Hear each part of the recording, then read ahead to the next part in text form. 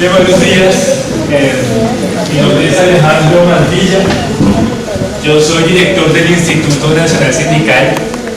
El Instituto es una organización que lleva 48 años acompañando procesos de trabajadores, de campesinos, de indígenas y de mujeres en materia de investigación y de educación popular. En esa tarea yo llevo más o menos una década acompañando algunos sectores concretos del movimiento campesino y del movimiento indígena. En ese marco, esta exposición es una exposición de mucha sospecha frente a la política actual que se viene desarrollando en Colombia. Y, por supuesto, no es una exposición neutral en ese sentido. Es decir, yo acompaño al Coordinador Nacional Agrario, acompañamos al Congreso de los Pueblos, en ese marco entramos a tomar posición en el debate sobre el campo en Colombia. Ahora, la carencia de neutralidad no es carencia de objetividad. Es decir, confundir neutralidad con objetividad es, a mi juicio, un error categorial. Y yo procuro no ser neutral, pero sí ser objetivo.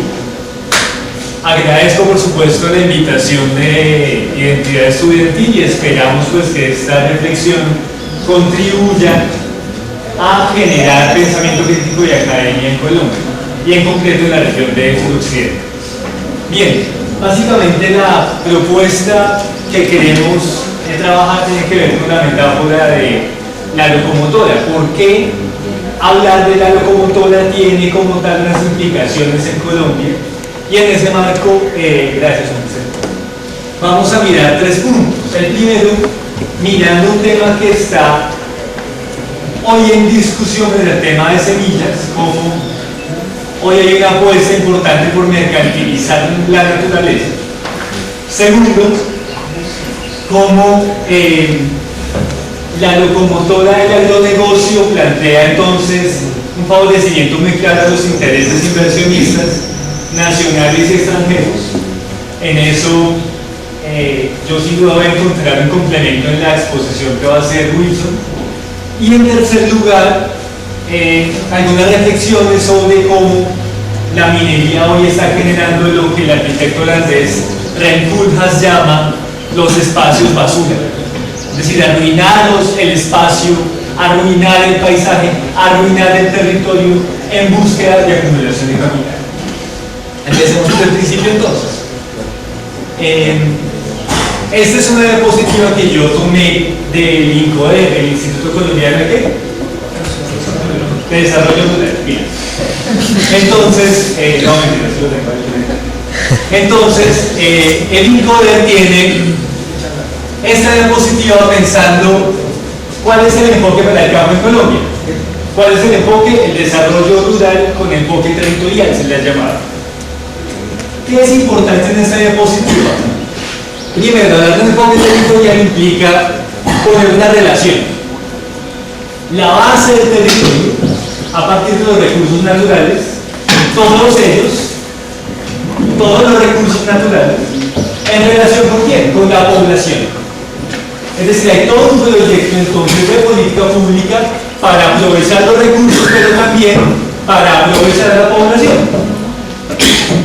Ahí hay varias actividades, por ejemplo, el ecoturismo. Es decir, el territorio deja de ser para conocer la gente y se convierte en una vitrina tipo centro comercial. Segundo, la conservación de germoplasma, es decir, la conservación de semillas, que por ahí vamos a empezar. Todo el tema de servicios ambientales, muy ligado a la discusión contemporánea sobre el cambio climático y muy ligado a lo que hoy se llama los mercados de carbono. Es decir, generar toda una regulación para proteger los bosques, pero sacar provecho económico de ellos. En una dinámica que muchos han denominado capitalismo verde. Y por supuesto, todo lo que tiene que ver con producción de agua y con producción también de oxígeno, muy ligado a lo anterior. Importante acá, el punto de abajo, por supuesto. A partir del aprovechamiento de los recursos y a partir del aprovechamiento de la población como tal, generar ¿qué? Empleo, ingresos y acumulación de capital. ¿Sí? En una reciente publicación de la Sociedad de Agricultores de Colombia, SAC, que ayer salió a pedirle al gobierno nacional que reprimiera las protestas y que levantara el paro y que tuviera firmeza en el paro agrario, una publicación de la SAC y de Predesarrollo, uno de los, lo que llaman los think tanks, un centro de pensamiento económico muy importante en Colombia, se plantea esa definición de desarrollo rural con enfoque territorial, que nos parece que es importante para ustedes en el marco de su ejercicio académico y profesional. Primero, este desarrollo rural con enfoque territorial abarca, se dice, además de los avances de en la agricultura, los desarrollos rurales no agrícolas. ¿Eso qué quiere decir? Que el campo no es solamente para actividades ligadas a la producción de alimentos y a la producción de otros cultivos agrícolas. ¿Sí? Segundo, esta definición tomada de Ellis, uno de los expertos en la materia, que me parece muy importante para que ustedes vean para dónde va el campo en Colombia.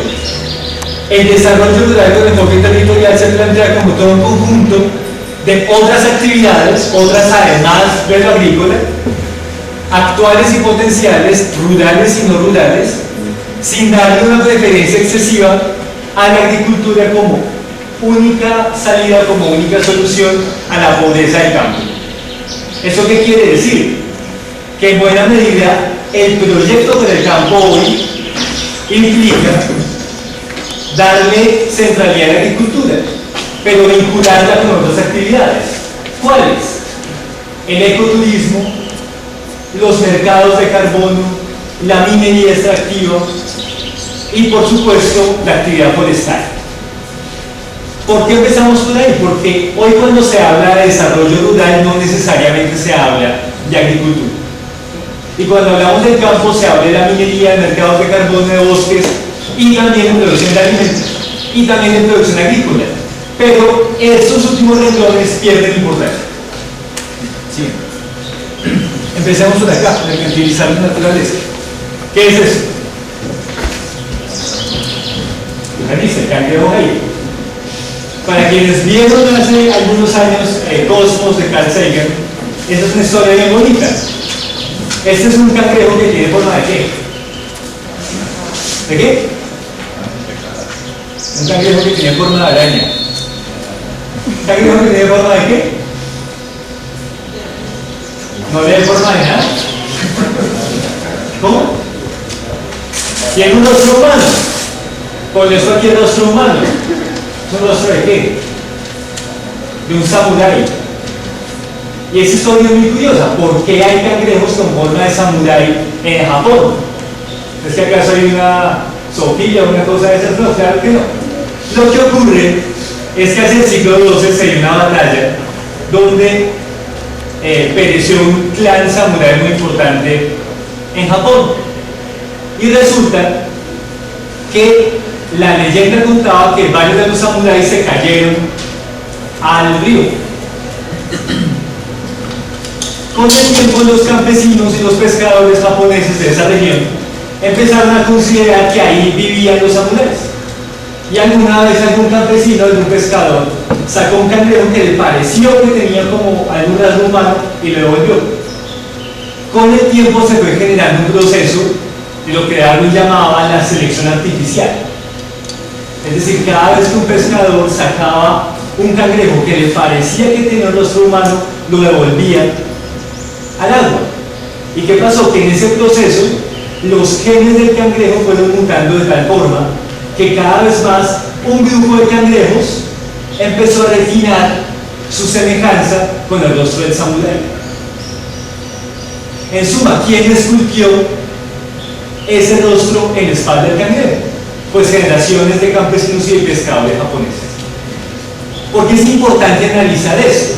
Porque ese es un hermoso ejemplo de qué es la selección natural y qué es la teoría de la evolución.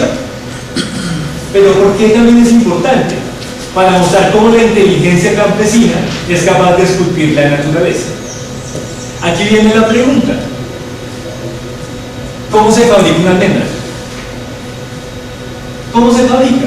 Yo aquí me apoyo en Jay Diamond, uno de los más importantes científicos a nivel mundial, que yo se lo recomiendo porque es bien importante para muchas detecciones hoy.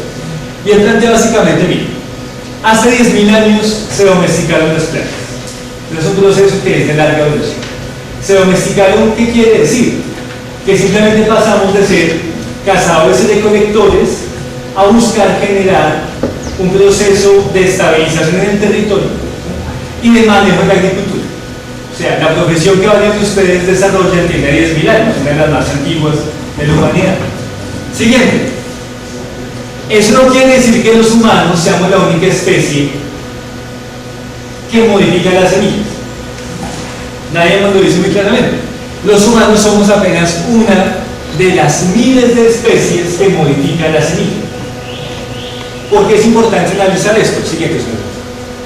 Porque todos los cultivos que conocemos tienen sus antepasados silvestres, pero a punta de selección natural y artificial fueron mutando hasta que se volvieron aptos para el consumo. Hay algunos ejemplos. ¿Cómo se dice eso? ¿Alberja o alberja? De las dos formas, vale, según la Real Academia. Este cultivo tiene más o menos 10.000 años, data del año 8.000 más o menos antes de nuestra era.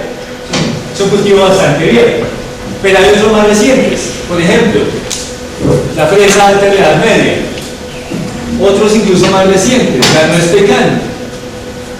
Alguien la registró hacia 1846. Siguiente ejemplo, ¿estas semillas de qué? De diente de león. Esa sí es mucho más viejita, esa es mucho más vieja que la alberja. ¿Por qué empezamos a hablar de esto? Porque las semillas, por su dinámica evolutiva, tienen maneras de repartirse por el territorio. ¿Cómo hace el diente de león? Pues va circulando a partir de una modificación genética que le permite flotar en el aire, ¿sí? Todo ese romanticismo que tienen ustedes cuando están conquistando a alguien de coger ese. Eso en realidad lo que hace es esparcir las semillas de diente de león. Esa es una mutación que le permite a la planta esparcirse. Hay otras maneras. Esa semillita flota. Esa es una modificación también evolutiva. Otra, la semilla se hace resistente al pájaro. Y el pájaro consume la semilla, en otra parte la defeca y por ahí sale una matita. Esas son modificaciones evolutivas, como ustedes bien saben. Las semillas flotan o en el aire o en el agua, o se hacen resistentes a los jugos gástricos de los animales para que puedan irse circulando por el territorio. Diamond lo hizo muy bonito. Cuanto más verdes y amargas fuesen las fresas jóvenes, menos semillas serían destruidas por los pájaros que comen el fruto antes de que dichas semillas estuvieran a punto. Es decir, aquí hay todo un fenómeno de cómo la naturaleza en su conjunto va modificándose para asegurar la transformación del alimento. Siguiente. Y bueno, quienes no son muy quisquillosos han visto que hay incluso algunas semillas que resisten a los jugos gástricos humanos. Y eso también es una modificación evolutiva para que hagamos algo similar a los pájaros. Cada quien tiene sus métodos, ahí yo no me meto, pero en principio son modificaciones evolutivas. Siguiente. ¿Qué es eso? Maíz. Dice la historia que cuando los españoles llegaron a estas tierras, el tamaño de la mazorca era más o menos como una espiga, era muy pequeñito, pero fue creciendo. ¿Cómo creció? Creció de una forma muy similar, y ustedes saben esto, al surgimiento del cangrejo Hey. Es decir, el campesino va tomando la semilla, va seleccionando la mejor, las mejores las vuelve a sembrar y así paulatinamente. Y en 500 años pasamos de una espiga pequeñita a la gran mazorca que tiene el campesino. El campesino es un científico empírico que va modificando la naturaleza. ¿Sí? ¿Por qué carajos estamos hablando de todo esto? Porque todo ese intelecto colectivo que no solo es del campesinado, que también es de los pájaros, de las plantas, incluso de los ríos y el aire, está siendo mercantilizado para ser controlado por un puñado de empresas. Y eso lo estamos viendo en Colombia y se está viendo a nivel mundial. ¿Qué encontramos? Hace 30 años, un poquito más, existían en el mundo alrededor de unas 7.000 empresas ligadas a las semillas. Pero hoy las 10 empresas semilleras más grandes acumulan un poquito más de la cifra que está ahí, que es el 55% de la venta de semillas. Es decir, hay una concentración de la propiedad de las semillas en el mundo entero. Y una concentración que además se puede verificar con algunas transnacionales específicas que controlan aún más que el resto de empresas transnacionales. Entre ellas, por ejemplo, la Monsanto, la DuPont y la Bayer, quienes vienen a reconcentrar este mercado. ¿Por qué insistimos en esto? Porque la semilla como tal es toda una modificación de milenios de evolución, que incluso son anteriores al género humano. Y resulta que esos milenios de evolución están siendo en estos momentos cooptados por un puñado de corporaciones. Importante ahí, hay una promoción de la venta de semillas y de los agrotóxicos ligados a ello. Hay sin duda un debate muy importante, como lo decía el profesor, sobre la utilización de los transgénicos. Muchos de quienes nos oponemos a los transgénicos no nos oponemos a la tecnología de la ingeniería genética. Nos oponemos al modelo que incorpore la ingeniería genética. Ejemplo, el maíz Roundup, el Roundup Ready. ¿Cuál es la modificación genética? Pues hacerla más resistente al glifosato. Si tenemos plantas más resistentes al glifosato, eso implica un mayor uso de pesticidas. Y un mayor uso de pesticidas implica una mayor contaminación.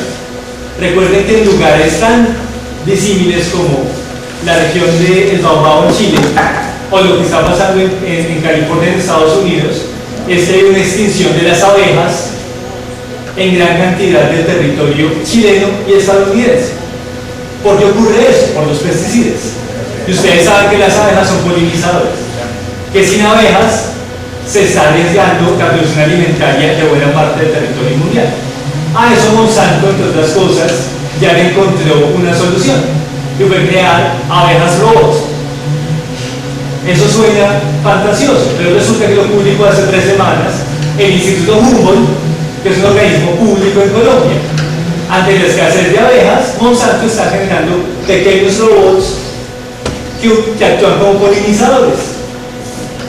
Eso suena a ciencia ficción, pero lo está planteando el Instituto Humboldt.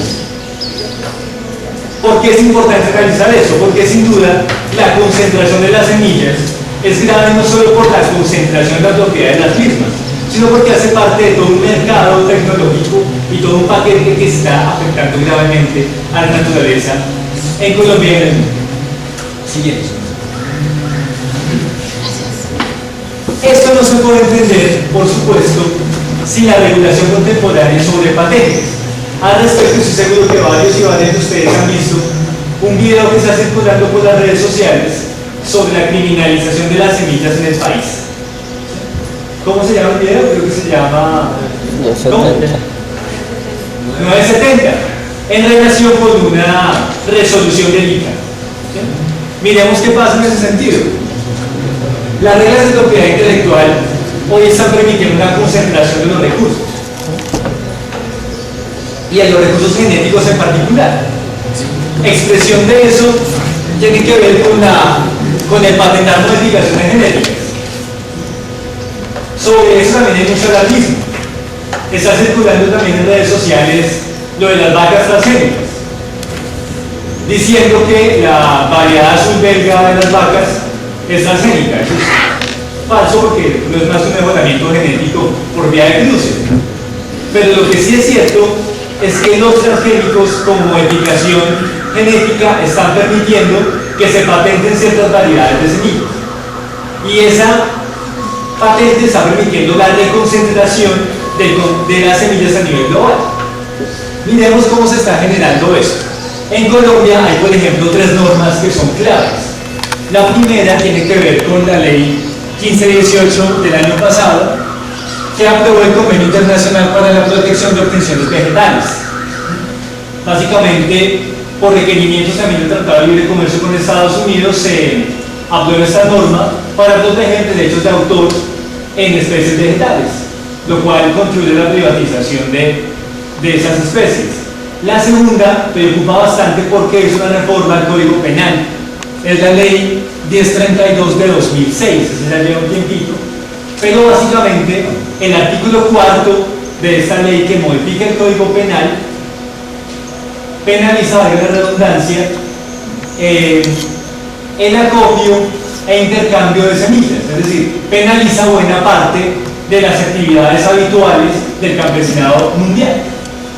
Y por último, la resolución 970 de 2010 del ICA, que básicamente regula todo lo relacionado con producción, uso y comercialización de semillas en el país. Es sobre esa resolución sobre la cual se hace este documental que ha rodado tanto por las redes sociales y que está generando tanta indignación.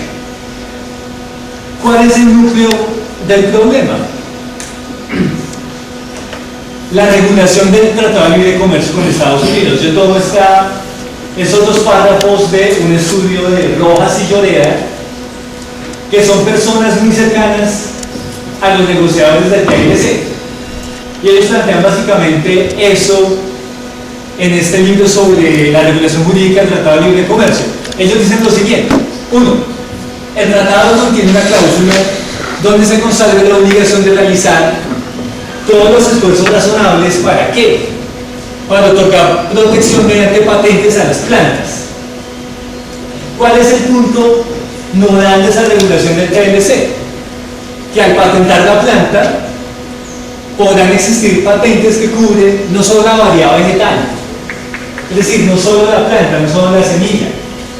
Además, se puede regular sus componentes, ergo, cultivo, cosechas, productos derivados y procedimientos para obtenerla, entre otros, le hace Colombia y Estados Unidos. ¿Eso qué quiere decir? Que Colombia aprobó generar políticas públicas para generar esfuerzos que le permitan patentar no solo las plantas, sino todo el proceso productivo ligado a ellas. Claro, hay un debate jurídico. Esa es una obligación de medio y no de resultado. Porque dice hacer esfuerzos, no aprobar. Pero no obstante, Colombia ya está cumpliendo y generando todos los esfuerzos razonables con las 3 normas que vimos antes. En suma, ¿en qué estamos? Estamos en todo un proceso de mercantilización de todo lo que la naturaleza generó por miles de años y todo lo que el campesinado ha generado en 10.000 años para mejorar la naturaleza y para mejorar la semilla. A eso estamos asistiendo, a una mercantilización de la vida. Yo siempre hago una pregunta un poco indiscreta en este tipo de charlas. En un auditorio es más difícil, pero su merced ¿dónde tiene sus semillas? Las suyas. ¿Las mías? No, las de mi compañero. Pero si quiere contestar, ¿dónde tiene sus semillas? En la nevera guardaditas. Yo le digo a los campesinos, la semilla de la finca la tengo. Y la suya es para reproducirse usted.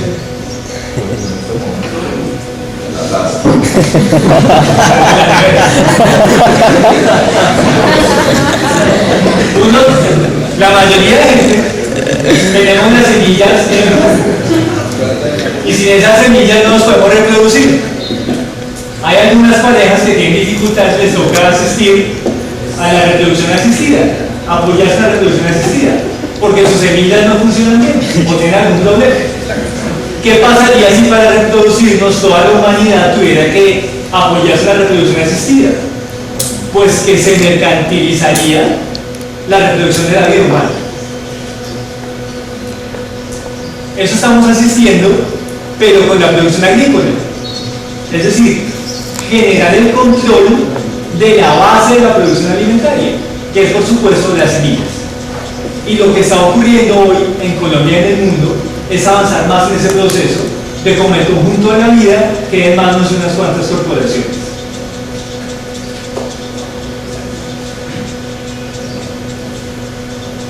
A esto se le ha llamado banana chiva y la vía campesina lo han llamado biopiratería. Lo llaman así porque se pasa de tener derechos comunes en acceso a los bienes de la naturaleza a bienes privados, pero sobre todo porque se plantea que se hace piratería de la vida, así como se hace piratería de los CDs o de los libros, se hace piratería de la vida, solo que esa piratería tiende a legalizarse por vía de los tratados de libre comercio y propiedad intelectual. Banana Shaw lo plantea de una manera muy bonita. El conocimiento colectivo, y no solo de los humanos, sino de la naturaleza, se convierte en patrimonio de unos cuantos. A eso Edwin Harvey lo llama acumulación por desposesión. ¿Por qué se llama así? Básicamente porque el modelo económico global se sustenta en liberar activos a costo nulo. Es decir, no se invierte para generar ganancias, sino que incluso se genera que la inversión se reduzca a cero. Se liberan activos sin inversión. Eso se llama acumulación por desposesión. O diciéndolo en cristiano, arrebatar la riqueza a las comunidades. Y de eso hay una gran cantidad de ejemplos. Se agarran las empresas públicas, se quiebran al propósito para que luego las compren baratas y luego vuelven a subir.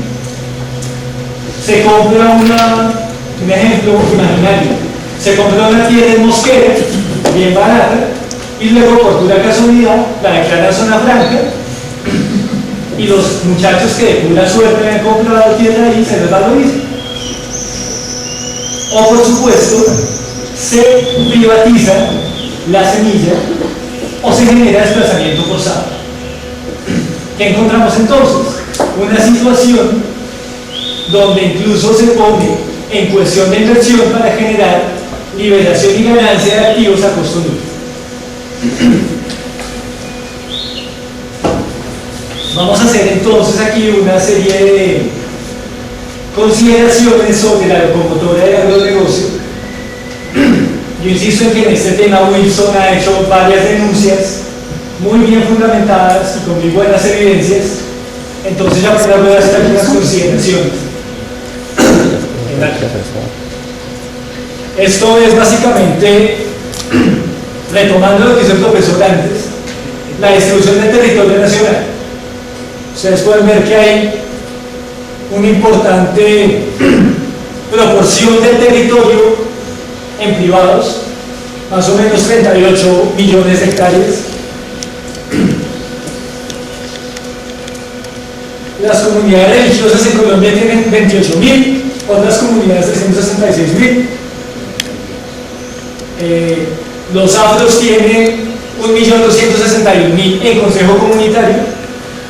Los indígenas tendrán 24 millones de hectáreas, casi 25. En áreas protegidas tenemos 3.200.000. Y los baldíos de la nación, que es el tema clave acá, van más o menos por 17 millones de hectáreas. Esas son cifras de hace un par de años que sin duda están cambiando, pero esa es la proporción global que estamos teniendo hoy. Aquí importante es la distribución de la propiedad rural, es decir, la propiedad de los privados. Estas son las fincas más pequeñas, lo que se llama microfundio y minifundio.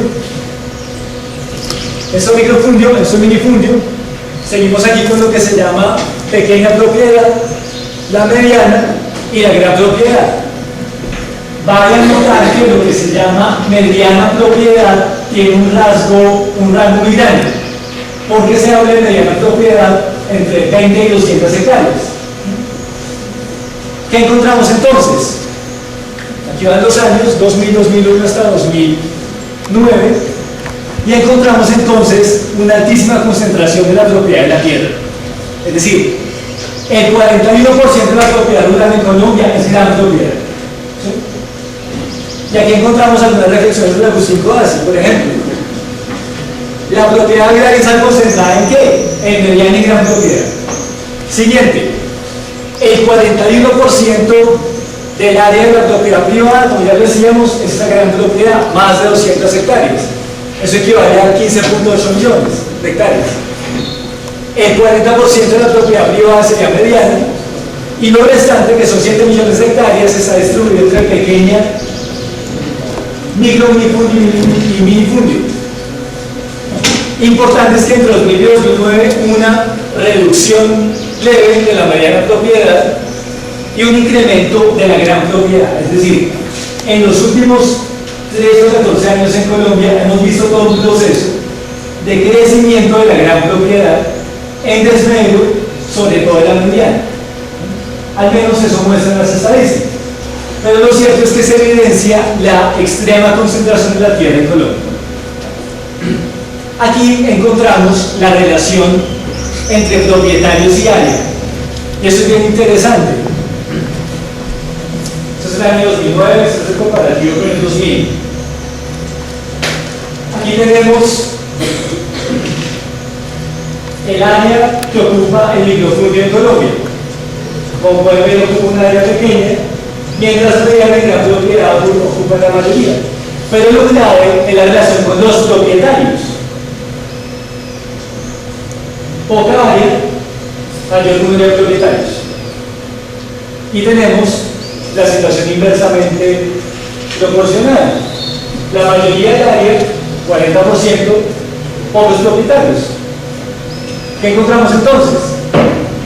Mucha tierra en pocas manos, mucha tierra en pocas manos y muchas manos con poca tierra.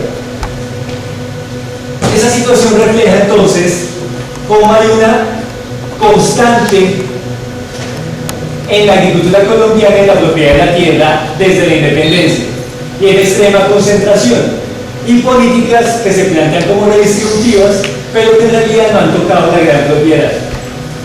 En el estudio que hizo Juan Carlos Houghton del Centro Cooperación Indígena, hoy asesor de la Asociación de Cabildos Indígenas del Norte de Cauca, mostró que los cambios en la propiedad en Colombia están muy asociados sobre todo con el accionar indígena.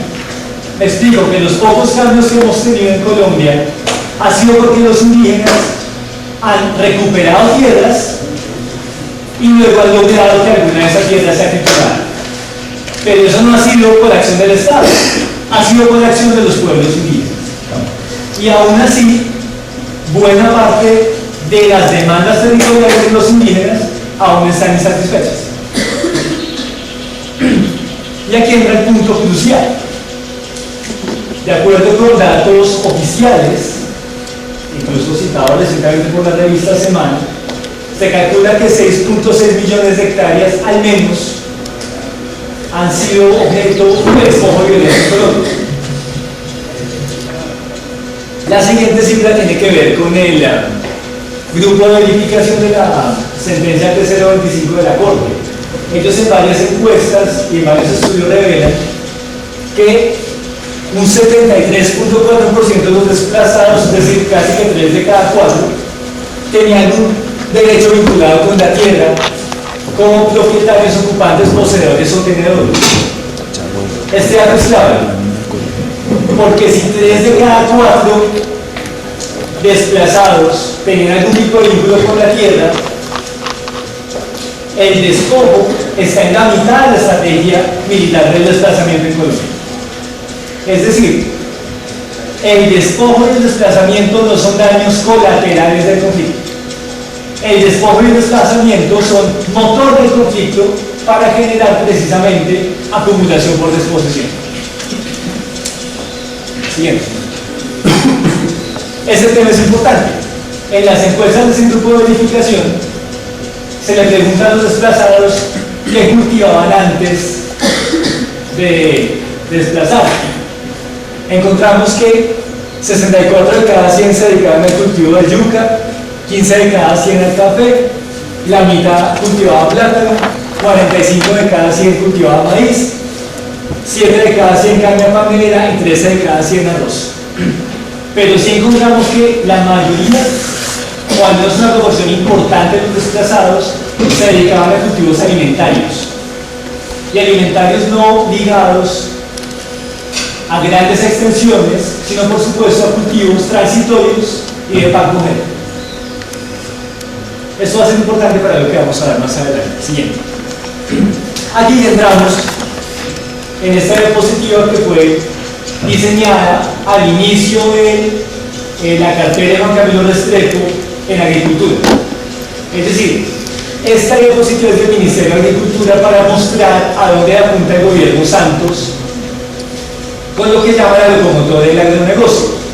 Básicamente, ¿qué cambiamos? El crecimiento agropecuario es muy limitado Y hay unas causas. ¿Cuáles son? Baja competitividad, limitaciones para diversificar mercados, insuficiente infraestructura y logística de transporte y comercialización, desequilibrios regionales, pero lo más importante, hay un escaso desarrollo del potencial productivo de la población pobre. ¿Eso qué quiere decir? Que sí se reconoce que la economía campesina es rentable, pero que es necesario incluso hacerla más rentable. Es decir, que los pobres sean más productivos. Es básicamente la racionalidad que está planteando el ministerio. En ese marco, ¿qué plantean? Algunas acciones de política, líneas de política. Cadena productiva, es decir, alianzas entre pequeños campesinos, pequeños productores, con grandes terratenientes y grandes agroindustriales. Hay un dirigente campesino que se llama Carlos Sánchez Rico. Dice, esas cadenas productivas o alianzas productivas son como la alianza del jinete con el caballo. Hay uno que es el que lleva la carga y hay otro que dirige. Yo me limito a citarlo. Líneas de política, ampliación de mercados, condiciones para inversión, capacidad de generación de ingresos, adecuación institucional, que va a ser muy importante, potencial productivo por regiones, y eso genera mayor crecimiento y productividad. Pero fundamental es ese tema de cadenas productivas, porque la cadena productiva se supone es lo que permite aprovechar ese potencial productivo de la población pobre, es decir, generar alianzas entre pequeños productores con grandes agroindustriales. En ese marco se plantea que la política de tierras tendría tres momentos. El gobierno plantea que el primer momento sería la restitución de tierras, es decir, devolver lo despojado. Segundo, formalizar, titular toda esa propiedad que el profesor ya comentaba que está por fuera, digamos, de la institucionalidad del Código Civil y de las notarías y del registro de instrumentos públicos. Y por supuesto generar dinámicas de desarrollo rural. La pregunta es cómo estas tres se articulan, es lo que vamos a ver. En el plan de desarrollo aparece este mapita.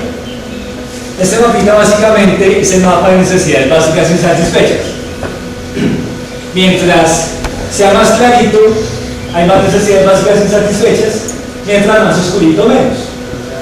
¿Qué es lo importante del mapa? Que el gobierno plantea que donde hay más necesidades básicas insatisfechas, tiene que llegar más inversión. Y nos plantea que hay tres grandes focos de inversión: Amazonía y Orinoquía, buena parte de la costa pacífica y todo este corredor que abarca desde la va por Montes de María y llega hasta la frontera con Venezuela. Eso va a ser muy importante porque se supone que ahí es donde se van a dirigir la mayoría de los esfuerzos en materia de inversión, y especialmente el más grande de los círculos o de los óvalos mejor dedicado a producción agroindustrial. Bien. Aquí, por supuesto, nuevamente diapositiva del ministerio, se plantean tres momentos georreferenciados que son distintos a los anteriores. Ustedes pueden ver incluso que se complementan. Se plantea entonces unas áreas de desarrollo rural donde haya cadena productiva y donde haya un ordenamiento de la producción agrícola. Clave el segundo punto: serán escenarios clave para convergencia económica, ordenamiento productivo, crecimiento sostenible y reducción de pobreza. Lo de abajo es clave. Se cambia lo que se supone que había antes, que es muchos proyectos atomizados, y se georreferencian para generar proyectos localizados de alianzas productivas entre pequeños y grandes.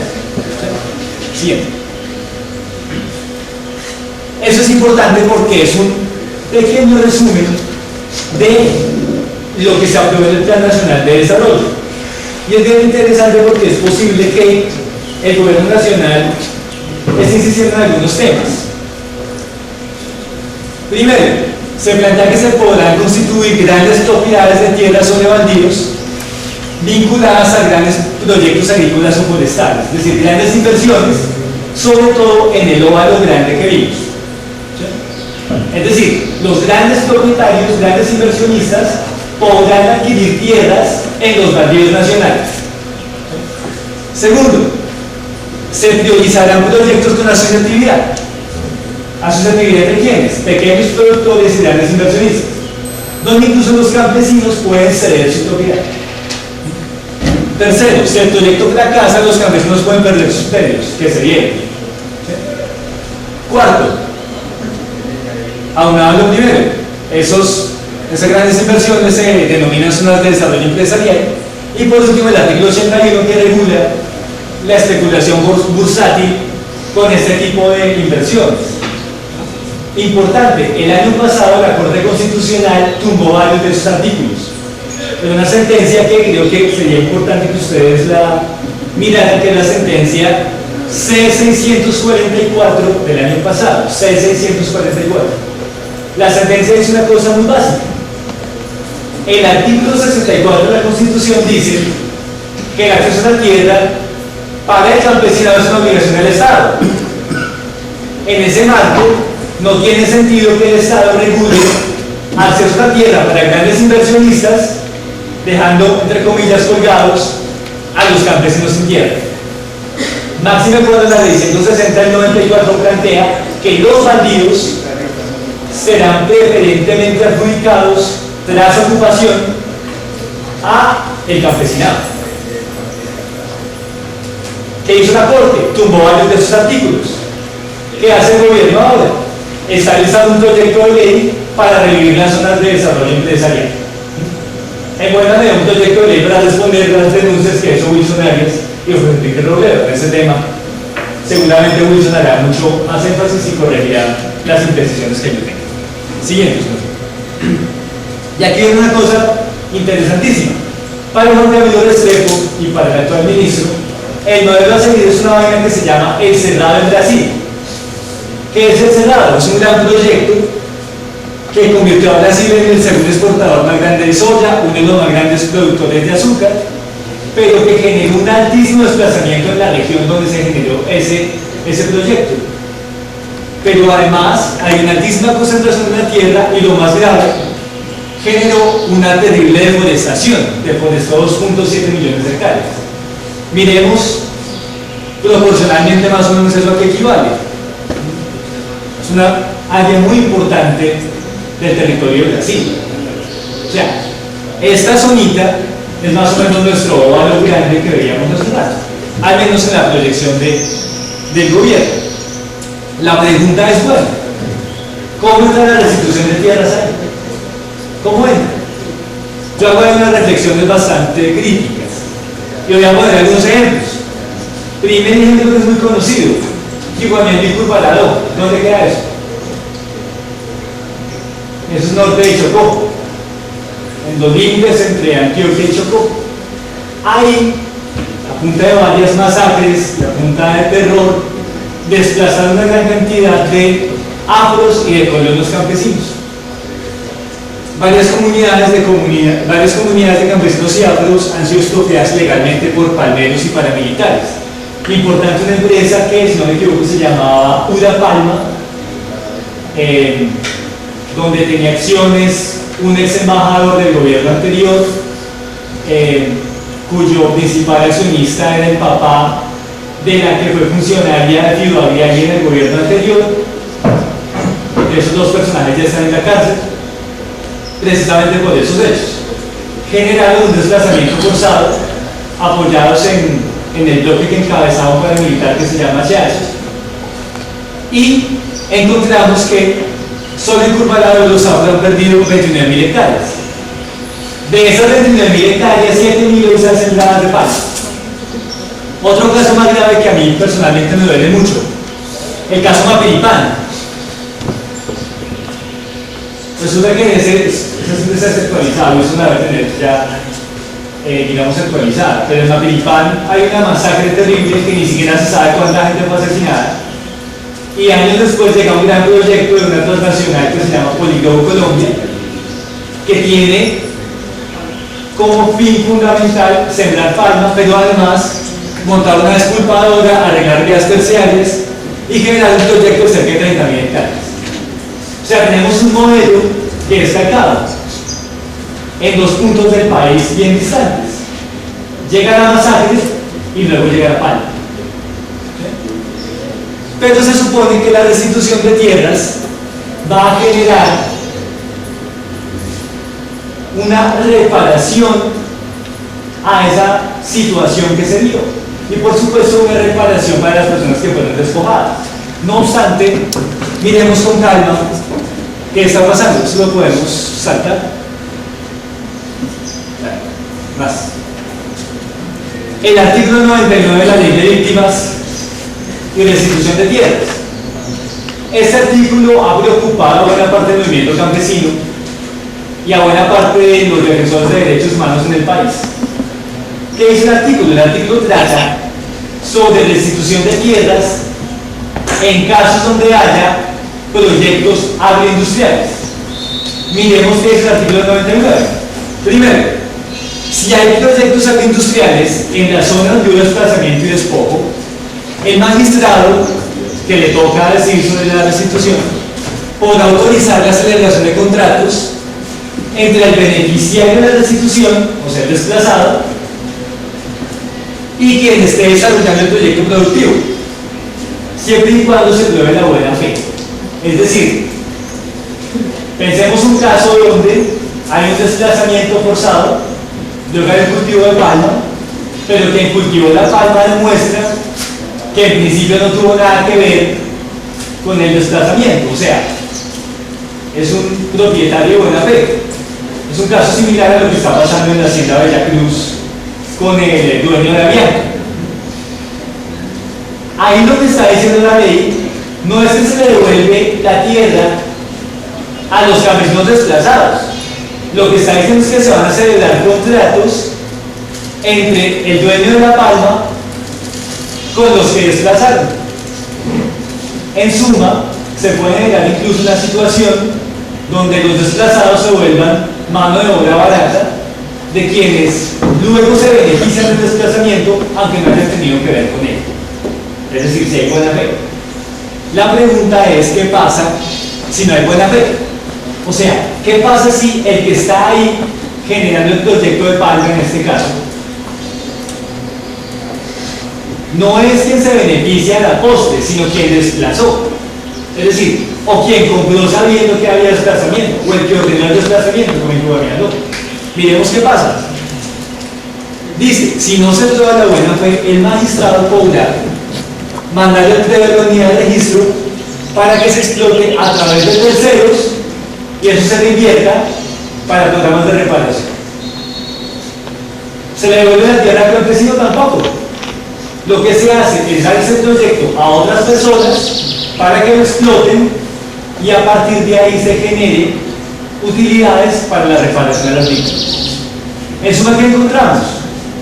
Que cuando haya proyectos agroindustriales no va a haber restitución de tierras.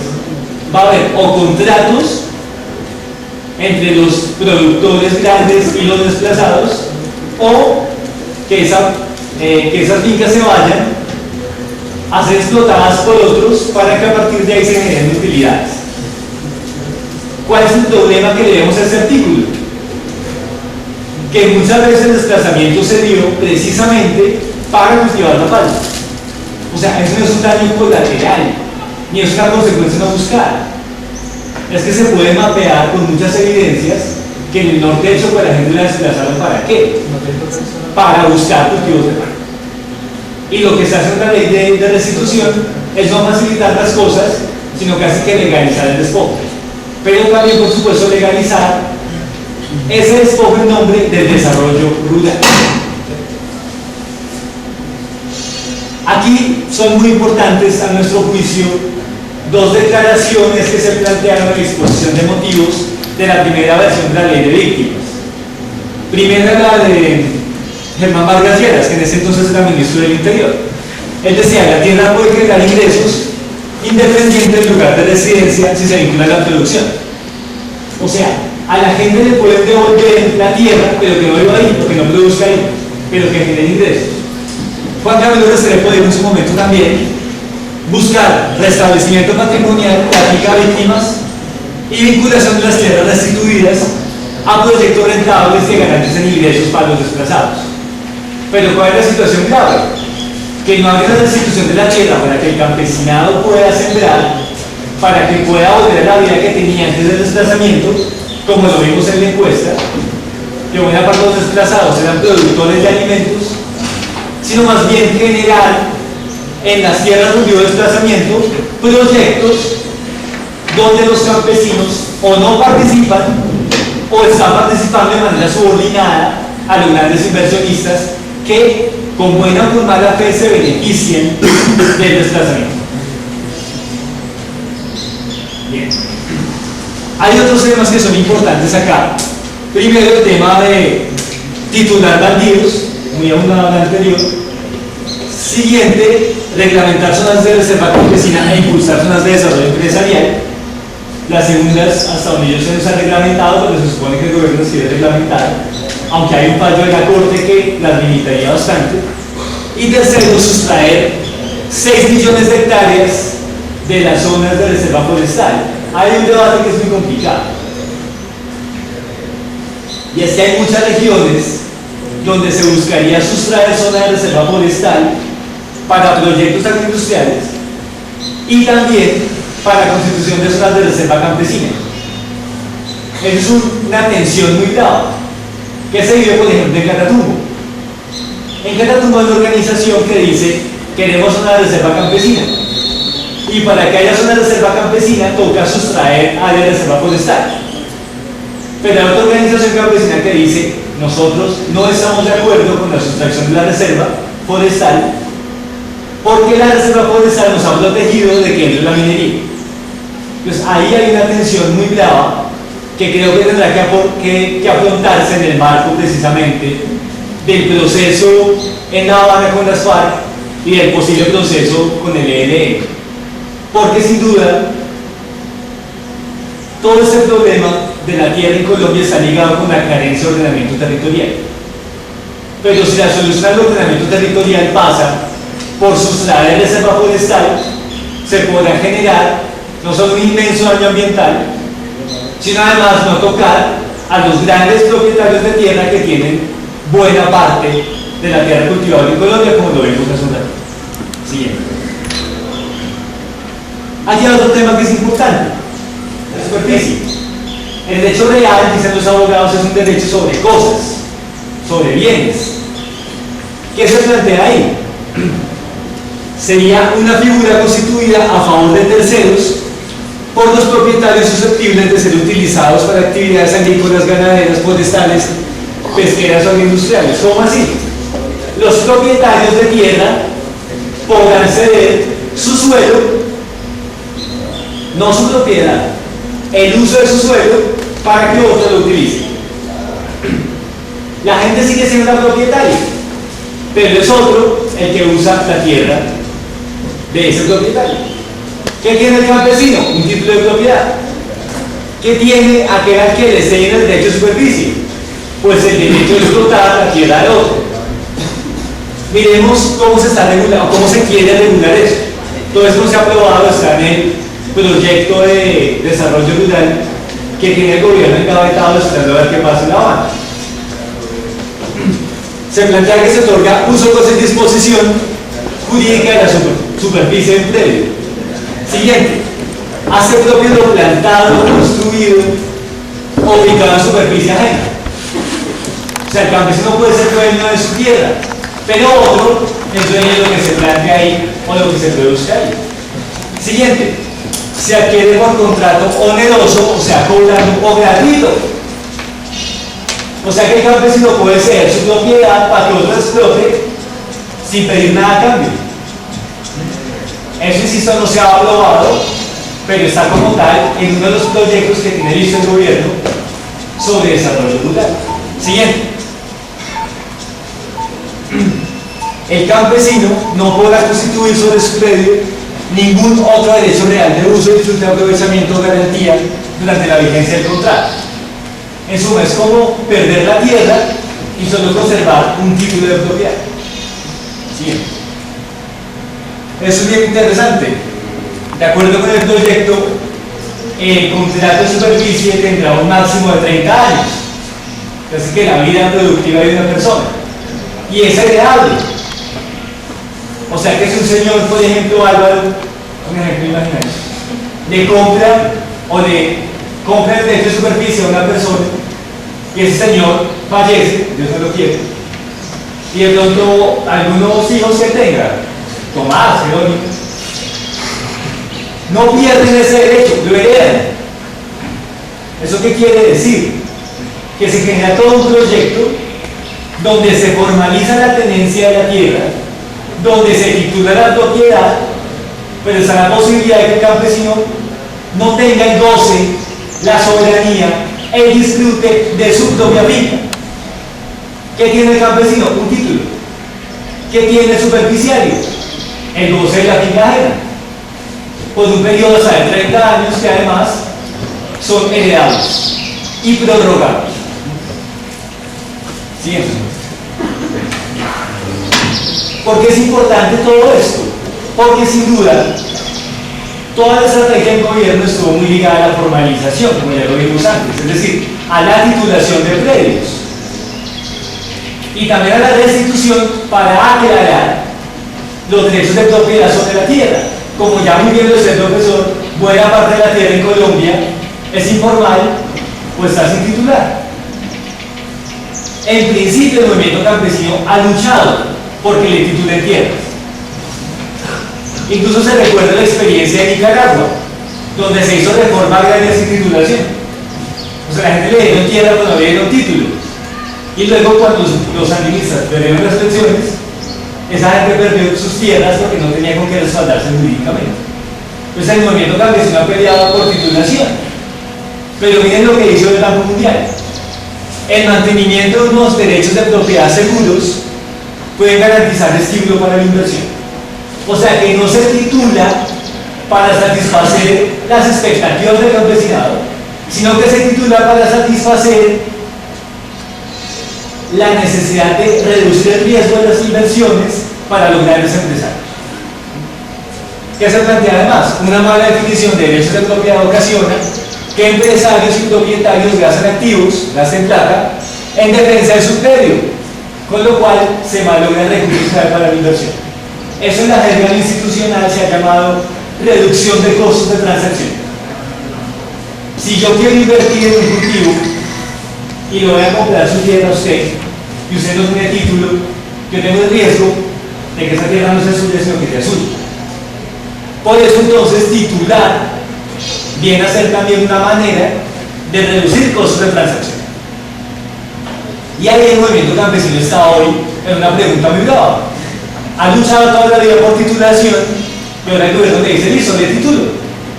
Pero está titulando no para garantizar expectativas al campesinado, sino para garantizar aminoramiento de riesgo de inversión. Y todo eso cobra más sentido cuando se aprobaría un derecho de superficie donde la gente es propietaria de tierra cuando la puede usar, o donde simplemente se restringe su uso para que los ajenos en la tierra sean los que produzcan, y eso se le llama alianza productiva. Nosotros sabemos un riesgo muy grande de que se genere una política donde en apariencia la gente es propietaria, pero en la realidad sean otros los que explotan la tierra ajena. Siguiente. Por eso decimos que el modelo económico hoy se sustenta en eso que llaman que una de las commodities de acumulación por disposición. O sea, se reducen costos de la inversión casi que hasta su precio más bajo. ¿Sí? Y hay ejemplos, el desplazamiento es el principal ejemplo, la compra barata de tierras y lo que llamamos la biopiratería. Siguiente. Siguiente. Y ahí ya, cerrando este punto, en este momento en Colombia hay una discusión muy grande porque hay dos visiones de la restitución. La primera es una visión de la restitución para la acumulación de capital, es decir, no se está restituyendo la tierra para devolver tierras en algunas zonas y corregir problemas de la titulación para facilitar los negocios. Hay una segunda versión de la restitución, que es la restitución del movimiento de víctimas, el movimiento de derechos humanos y el movimiento campesino indígena y afro. Y es entender la restitución como parte de la justicia social, como parte de la reparación a las víctimas. ahí sin duda hay una tensión. Cualquiera que sea despabilado puede decirme, claro, pero si lo que usted dice es cierto, entonces ¿por qué están asesinando a los líderes de las instituciones? Y es porque, como muy bien lo planteó el profesor, en Colombia hay tres grandes modelos en lo rural. Y los dos principales son ese modelo agroindustrial que tiende a crecer, de inversionista, de utilización intensiva del suelo, y el otro es el proyecto extensivo, rentista, que busca ante todo deslotes de engorde o de actividad ganadera y de otro tipo. Entre esos dos proyectos también hay tensión. Eso no quiere decir que no se envíen de vez en cuando. Eso quiere decir que todo este proyecto estaría encaminado a beneficiar a los proyectos agroindustriales de uso intensivo en desmedro de los latifundistas de lotes de engorde rentistas.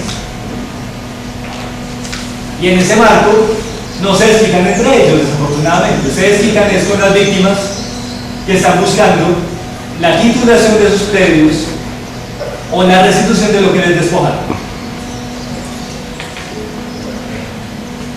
Y terminamos con esta reflexión sobre inversiones en el TLC, nuevamente Rojas y Llorea. Ellos dicen que el punto clave de las inversiones en el Tratado de Libre Comercio es reducir el riesgo político de la inversión. ¿Qué es el riesgo político? Pues en Colombia puede haber, por ejemplo, un gobierno democrático que les cobre más impuestos. El profesor lo decía hace un rato. Una manera que tendríamos de regular mejor el campo es cobrar más impuestos a los propietarios de tierra. Pero resulta que si eso llegara a darse, y si hay compra de tierra en el marco de la regulación de inversiones del TLC, a esos inversionistas se les estaría cambiando las condiciones en las que se firmó el tratado y posiblemente no se les aplicaría el nuevo tributo. A eso se refiere el riesgo político de la inversión. A blindar a los inversionistas en caso de desarrollo de políticas públicas que favorecen a la población y no a quienes invirtieron en el país. Vamos a terminar, si quieres cambiemos de diapositiva. Bueno, esta es una fotico de una fotografía de Malasia. Ustedes saben que en Malasia se desarrolló un gran proyecto agroindustrial, se sigue desarrollando, de palma de aceite. Esos son los resultados. Es lo que algunos llamamos la generación de espacios basura. Espacios que se inutilizan para generar grandes inversiones. Cambiemos sí. Miremos entonces ahora ya para terminar unos 10 minutos el alcance territorial económico de la minería.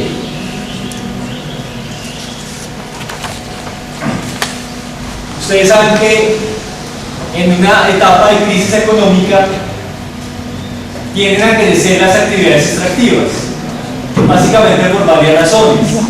El oro tiende a ser un valor refugio para los inversionistas. En segundo lugar, el precio de minerales como el níquel están subiendo en el mercado internacional.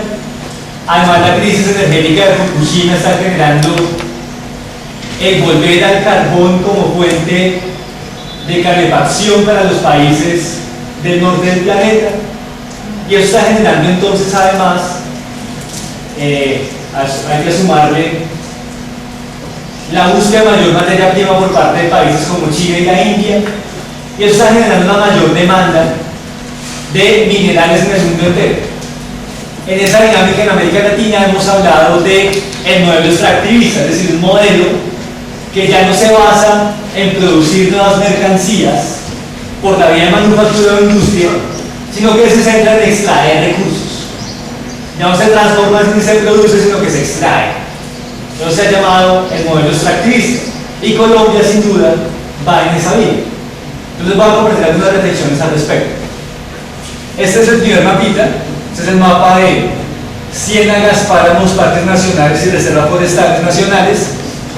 Ustedes conocen estos mapas, igual yo también les dejo las dos presentaciones para que las miren.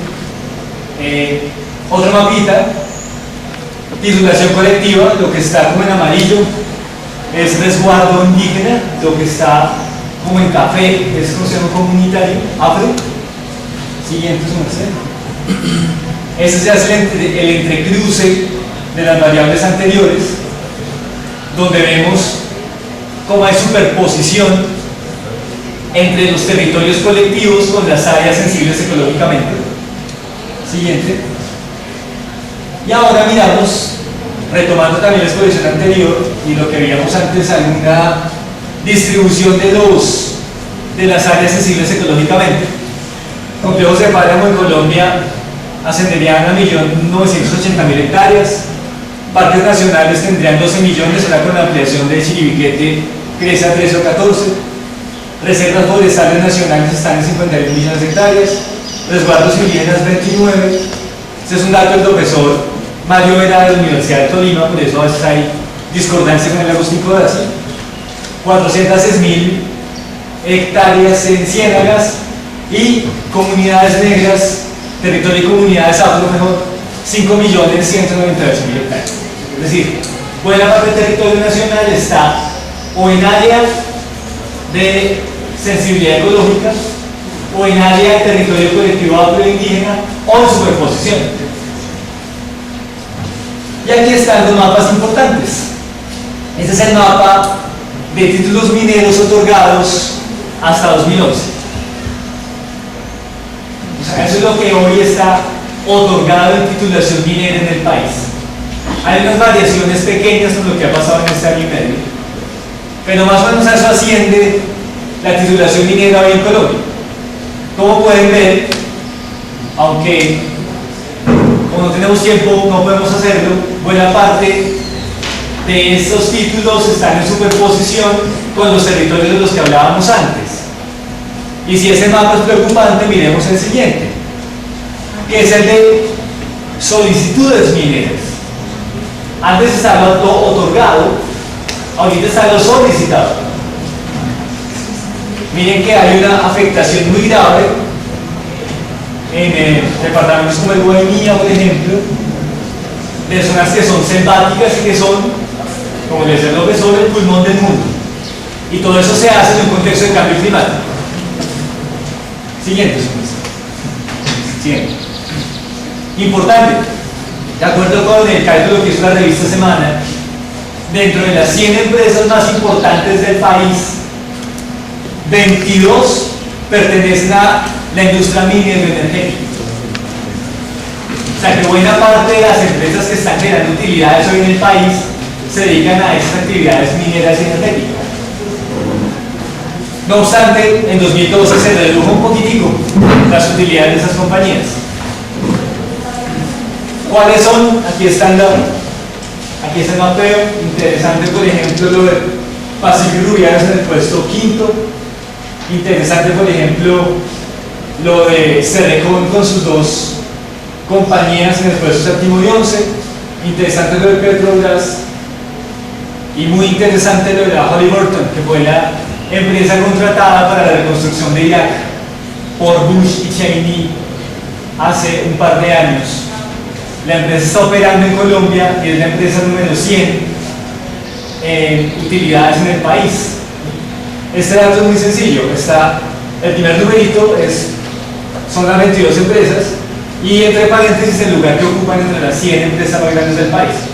Pero lo importante es ver cómo 22 de las 100 empresas más grandes del país están ligadas con temas mineros o energéticos o de hidrocarburos. ¿Sí? Importante, entre 2006 y 2009 nomás fue un crecimiento del 74%. Eso lo podemos saltar, que usamos más de tiempo. ¿Qué problemas le vemos a eso? Y eso no nos vamos a tardar mucho. Primero, hoy tenemos una suma de las crisis.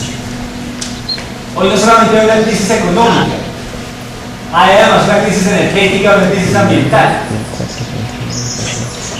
Fukushima en Japón es una consecuencia de eso, es causa y consecuencia de eso.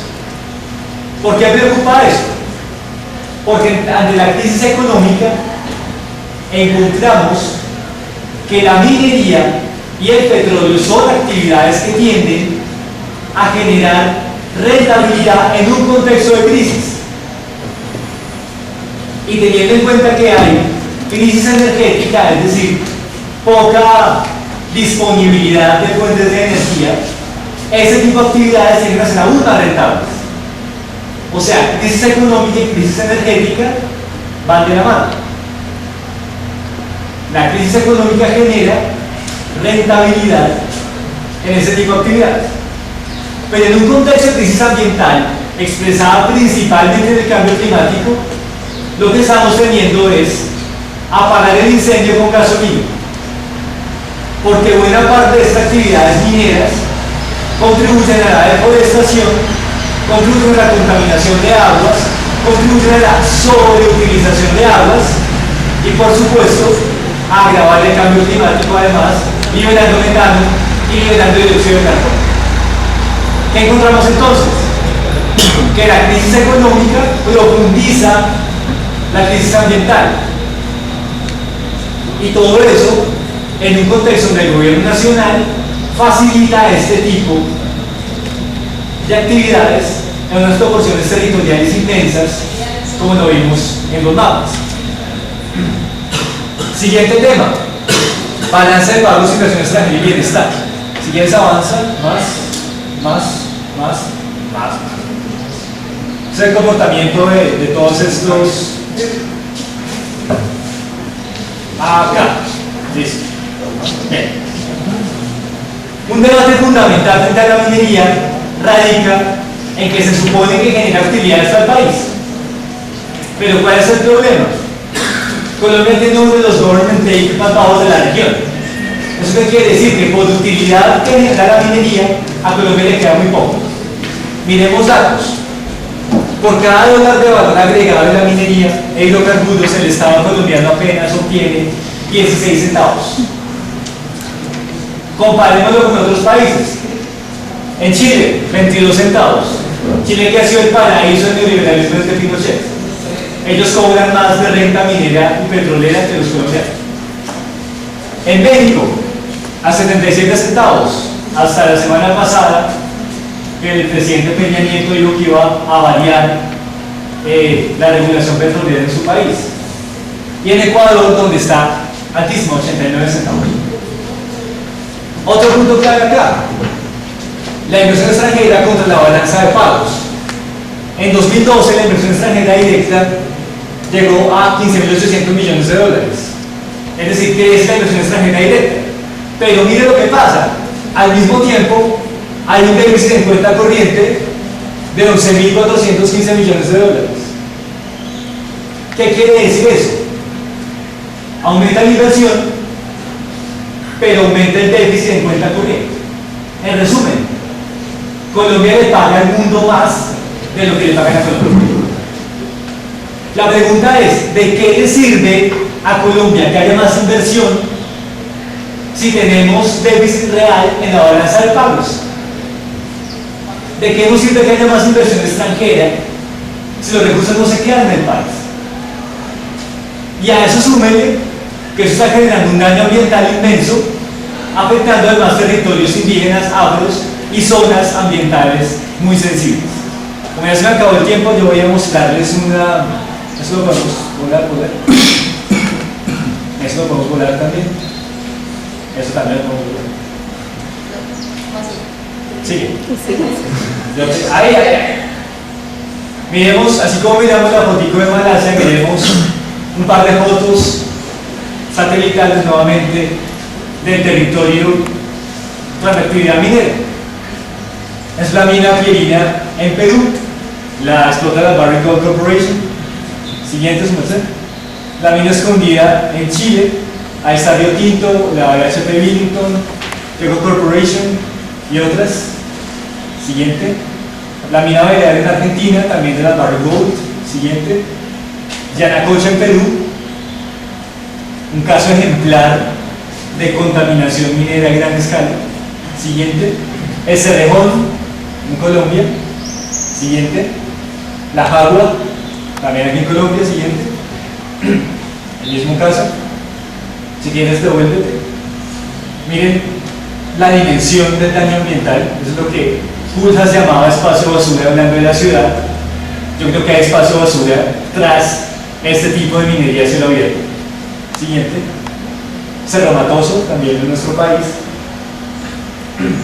Y por supuesto,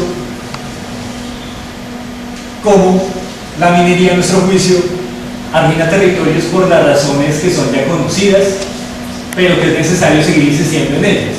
Primero, en la minería a cielo abierto, como las que vimos, se retira toda la capa vegetal para darle paso a la explotación, en un contexto de cambio climático donde necesitamos más capa vegetal, ¿a qué se está reduciendo? Segundo, se remueven toneladas enteras de tierra para obtener unas cuantas onzas de mineral. Eso en un contexto en que se varían gravemente los afluentes de agua y donde hay un debate profundo sobre si en realidad eso se recupera. Algunos creemos que es muy difícil. Y tercero, donde se utilizan inmensas reservas de agua que producen escasez de líquido para el consumo humano en esas zonas, por canalización del agua y también porque el agua tiende a utilizarse en generación de energía para el procesamiento mineral. Y eso, por supuesto, sin contar con que se utilizan elementos químicos peligrosísimos para el ambiente, como el cianuro, como el arsénico y como el mercurio y como otro tipo de elementos que en muchos casos han contaminado gravemente muchas regiones del mundo y del país. Yo cierro básicamente con una reflexión muy concreta. ¿Qué estamos viendo resumiendo la situación? Primero, tenemos una situación donde en Colombia se aprueban normas para facilitar la monopolización de semillas y para criminalizar la actividad campesina. El documental que está rodando en las redes sociales es una excelente evidencia. Segundo, que se está generando todo un proceso de buscar desarrollo rural a costa de legalizar el despojo y a costa de generar la monopolización de baldíos nacionales y facilitar esa tendencia mundial de acaparamiento de tierras sobre la que va a profundizar muchísimo más con más datos Wilson. Y en tercer lugar, que se genera todo un proyecto minero energético en el país, que por un lado genera graves daños ambientales y que por otro lado no le deja dividendos al país. Y todo eso en un contexto de cambio climático. Yo cierro recomendando un libro que me gusta mucho, que se llama Colapso, de Jared Diamond. El libro básicamente examina por qué civilizaciones como los mayas o los vikingos se extinguieron. Y básicamente demuestra que se extinguen por mal manejo de su entorno. Su tesis es que eso está pasando hoy, pero no en territorios alejados y aislados y localizados, sino que está pasando en todo el mundo. Y lo que estamos viendo hoy con el cambio climático es una evidencia de ello. Ayer una importante ONG reveló que si seguimos en este patrón de consumo generado por el capitalismo, se necesitaría planeta y medio para satisfacer las necesidades de recursos que tiene el planeta hoy o que tiene la sociedad hoy. Si seguimos en esta carrera, vamos a tener un colapso ambiental de gran escala a nivel planetario. Eso suena fatalista, pero es lo que está ocurriendo. Por fortuna, hay una gran cantidad de movimientos sociales que están intentando detener tanto la desigualdad económica que genera todo este modelo como la desigualdad ecológica. Yo me excuso por la extensión de la exposición porque varios temas son apenas sugeridos, pero les agradezco mucho su atención. Muchas gracias.